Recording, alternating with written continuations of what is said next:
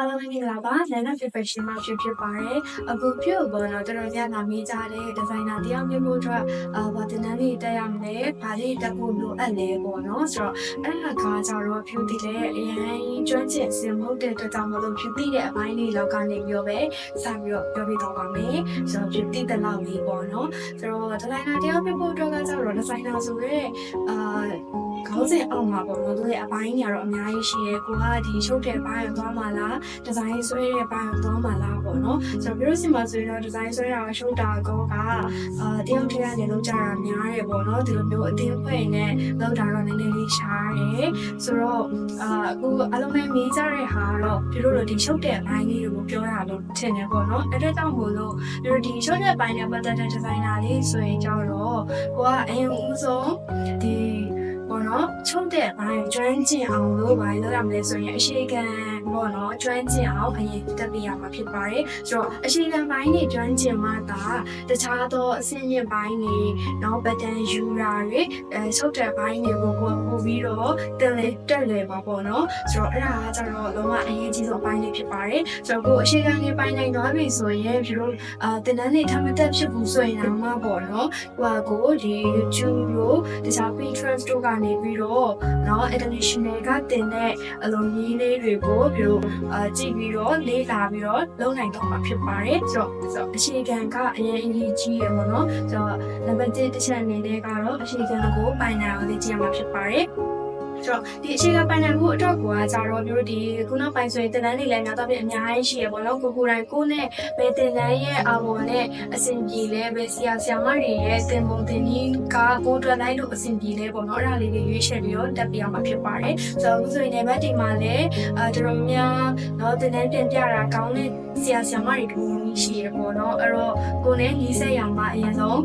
တင်ချင်လဲတင်လို့ရတယ်လို့ဒီလိုမျိုးတွေမှာကိုသဘောကျတဲ့ကိုတက်ရှင်တဲ့ဆရာမတွေစီမှာလည်းတင်လို့ရတယ်အဓိကတော့အရှိခံဘိုင်းကိုတော့တေချာကျွမ်းကျင်အောင်လုပ်ပေးရပါမယ်ဆိုတော့နောက်တစ်ခုအနေနဲ့ကျတော့ဒီအရှိခံဘိုင်းရလာပြီဆိုရင်ကိုထပ်ပြီးတော့လေ့ကျင့်ရမှာတွေကတော့အများကြီးပဲပေါ့နော်ပြောလို့ဆိုလဲထပ်သေးလာထပ်သင်ယူနေရတာပဲဘာလို့လဲဆိုတော့ဒီပညာတွေကကျတော့လေအများကြီးနော်ဒီတစ်ခုတင်ပြီးသွားပြီဆိုတာနဲ့တက်သွားတာမျိုးမဟုတ်ဘောနော်ဟိုတင်ပြီးသွားပြီဆိုတော့တင်တယ်တော့ရသွားမယ်ဒါပေမဲ့ထပ်မှန်ပြီးတော့အသစ်ဇိုင်းနေဆိုတာအများကြီးထွက်နေတာပေါ့နော်အဲ့တော့အဲ့ဒီဘိုင်းကိုထပ်ပြီးလေ့လာမှဖြစ်ပါတယ်ဆိုတော့အဲ့ဒီမှာကိုမြန်မြန်ဆန်ဆန်နဲ့ပေါ့နော်လေးမြန်မြန်တက်ရောက်ရှင်နဲ့တက်ကျွမ်းကျင်နေဆိုရင်ကျတော့ကိုပေါ့နော်အပိုင်းလေးခွဲခြားပြီးတော့လေ့လာလို့ရတယ်ဆိုပါစို့ကိုကဒီမြန်မာဝတ်စုံပန်တိုင်းတွားချင်တာလားဒါမှမဟုတ်လို့ရှိရင် wedding easy dress တွေအတွက်ကိုအဓိကတွားချင်တာလားနောက်ပြီးတော့ ready to wear ဘိုင်းကိုတွားချင်တာလားပေါ့နော် ready to wear မှာဆိုရင်လည်းအခြားသောဒီမြန်မာဝတ်စုံပိုင်းတွေရှိတယ်လို့နော်ပြီးရင်ခေါင်းဝင်တွေလည်းရှိမယ်နော်နောက်ပြီးတော့ဆွဲသားလိုင်းတွေပေါ့နော်စုံမဲ့အများကြီးရှိရဲအဲ့တော့အဲ့လိုမျိုးကိုကဘယ်အိုင်းကိုပို့ပြီးစိတ်ဝင်စားတာလဲကိုစိတ်ဝင်စားတဲ့အပိုင်းလေးစတက်ရမယ်ပေါ့နော်ဘာလို့လဲဆိုတော့ပြည့်ဒီအလုပ်ကနော်ကိုအားရောညံအားရောနောက်ပြီးတော့ကိုယ့်ရဲ့အချိန်လေးရောအကုန်လုံးကိုအားစိုက်ထုတ်ပြီးတော့မှတခြားလေးလုံးမှာကျွမ်းကျင်မှုဆိုတာလေးဖြစ်လာတာပေါ့နော်ပြောလို့ဆိုလည်းအရင်ကျွမ်းကျင်တဲ့အစီအမံမဟုတ်သေးပါဘူးဒါပေမဲ့အဲ့လိုရေးလာတဲ့ဒီပုံလေးတွေကိုပြန်ပြီးတော့ဖြေချပေးခြင်းပဲဖြစ်ပါတယ်အဲ့တော့အရေးကြီးဆုံးချက်ကတော့အချိန်ကောင်လုံးဝပိုင်နိုင်အောင်သင်ယူလေ့ကျင့်ပေးရမှာဖြစ်ပါတယ်ဆိုတော့ဒီဇိုင်နာတရားဖို့တော့အချိန်ကအရေးကြီးဆုံးပေါ့နော်နောက်ထပ်အပိုင်းတွေကတော့ကိုအချိန်ကရသွားပြီဆိုရင်တော့တခြားထပ်လေးလာရုံတွေတော့အများကြီးရှိရဲအဲ့တော့ပြပြချင်းပဲစတော့ပါကိုကစတက်မဲ့သူဆိုရင်ပြောတဲ့ဟာလေးတွေကိုတခြားလေးလိုက်ပြီးတက်ကြည့်ပေါ့နော်အဲဆိုရင်နောက်ပိုင်းဟာတွေကတော့ကိုအတွက်ပို့ပြီးတော့လေ့ကူသွားမယ်အဲ့တော့ဒီလောကကျတော့အခုချက်ချင်းတက်တော့မဟုတ်ဘူးပေါ့နော်တခြားလေးအချိန်ယူပြီးတော့လေ့ကျင့်ရမှာဖြစ်ပါတယ်အချိန်သေးရမယ်ပေါ့နော်ဆိုတော့စိတ်ရှင်ရမယ်နောက်ပြီးတော့တကယ်လို့ကိုကဒီ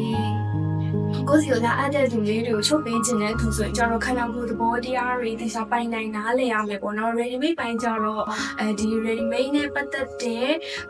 သူရဲ့ site လေးတွေနဲ့ကိုချုပ်သွားရင်ရပြီဒါပေမဲ့ကိုစီကအဲ့တဲ့သူတွေနဲ့ကြောင့်အဲ့လိုမဟုတ်တော့တယောက်နဲ့တယောက်ရဲ့ဒီ body